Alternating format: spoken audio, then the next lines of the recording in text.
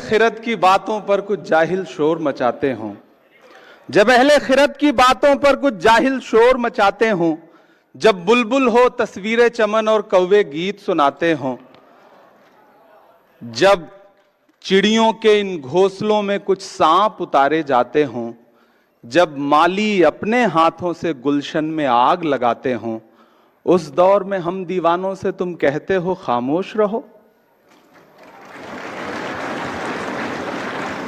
महज कागज के पन्नों पर उकेरी गई कोरी भावनाएं नहीं, बल्कि सच्चाई, नैतिक मूल्यों और मौलिक अधिकारों की बारीकियों पर सैकड़ों बहसों के बाद अंगीकार की गई एक मुकद्दस किताब, भारत का संविधान, जो भारत को एक संप्रभु, समाजवादी, धर्मनिरपेक्ष, लोकतांत्रिक गणराज्य घोषित करता है।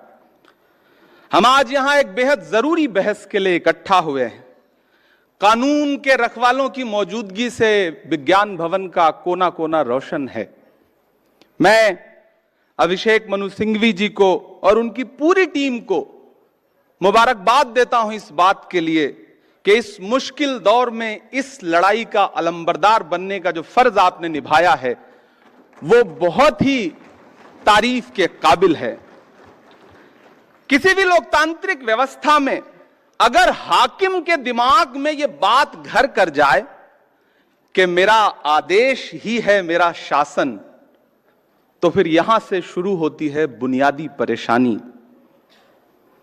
जिनके जहनों में फिल्मी डायलॉग घर कर जाते हैं, उनकी नजर में संविधान के पन्नों की अहमियत नहीं रह जाती है। साथियों, याद करिए, संविधान निर्माता डॉक्टर बाबा साहब अंबेडकर जी कहते थे कि आर्टिकल 25 संविधान की आत्मा है। हर नागरिक को धर्म को स्वतंत्र रूप से मानने की और उसके प्रचार प्रसार की आजादी है, लेकिन मौजूदा सरकारें संविधान की रूह के साथ छेड़छाड़ कर रही हैं। धर्मांतरण विरोधी कानून हो, लव जिहाद का कानून हो, सीए का कानून हो, वक्फ अमेंडमेंट एक्ट हो या फिर बुलडोजर का एक्शन हो, यह सिर्फ संविधान की रूह के साथ छेड़छाड़ नहीं, बल्कि डॉक्टर बाबा साहब अंबेडकर की आत्मा के साथ भी नाइंसाफी है। मेरी आंखों के सामने देश के कोने कोने से आए हुए वकील साथी बैठे हैं। जिस सरकार में बैठे हुए लोगों को संविधान में निहित सेकुलरिज्म और सोशलिज्म जैसा शब्द नासूर लगता हो,